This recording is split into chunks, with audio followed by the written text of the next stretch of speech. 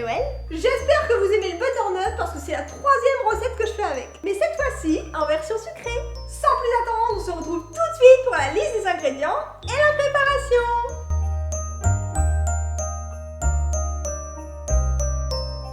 Concernant les ingrédients, on aura besoin d'1 kg de butternut, de 200 g de biscuits, de 130 g de beurre végétal séparé en 100 g et 50 g, de 50 ml de crème de coco, de 30 g de sucre glace ou de sucre en poudre et de 200 g de chocolat. On va commencer par s'occuper du butternut. Donc pour gagner du temps, avant de l'éplucher et le découper en dés, vous pouvez comme moi mettre une casserole d'eau à bouillir. Donc c'est parti pour l'éplucher et le couper en dés.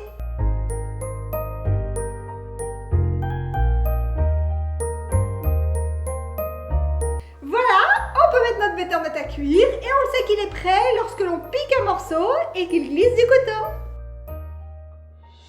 En attendant, on va pouvoir s'occuper de préparer nos biscuits. On va pouvoir les mettre dans un récipient et les écraser en petits morceaux.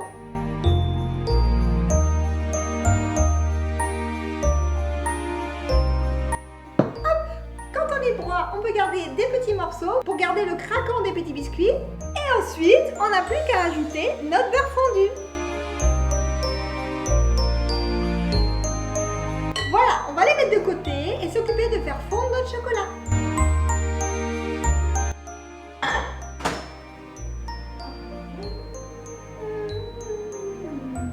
Quand notre chocolat a commencé à fondre, on va pouvoir y ajouter les 50 g de beurre et continuer à faire fondre. Maintenant que notre butternut est cuit et égoutté, on peut l'ajouter au chocolat. Et mixer le tout. C'est parti.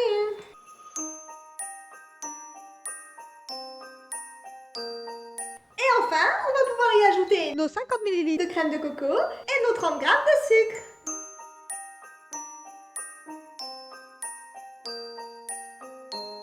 Et pour terminer, nous n'avons plus qu'à mettre notre préparation dans un moule à bûche moyen. Je vous mets les dimensions de celui que j'ai utilisé ici et également dans la description.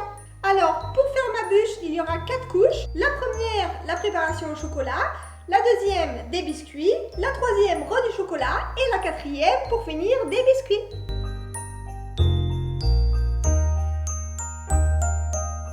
J'ai eu un petit problème de caméra, donc le montage de ma bûche n'a pas été filmé.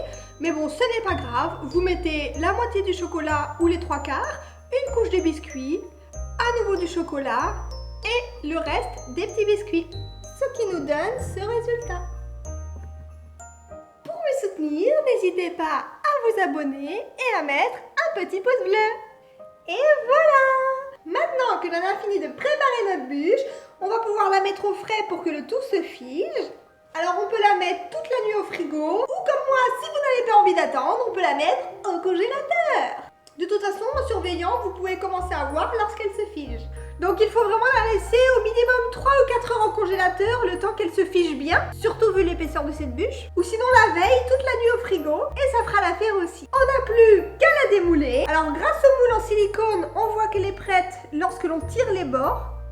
La bûche s'est bien figée et elle est prête à être démoulée. Donc moi, je vais la démouler dans une grande assiette blanche.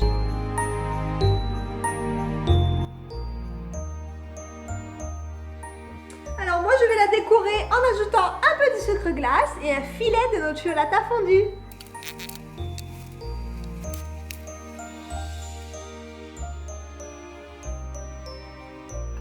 Merci d'avoir regardé cette vidéo.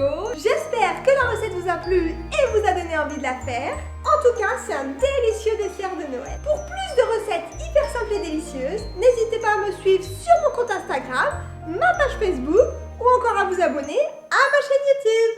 On se retrouve très vite pour une prochaine vidéo. En attendant, moi je vous laisse et je passe à la dégustation. Bon appétit!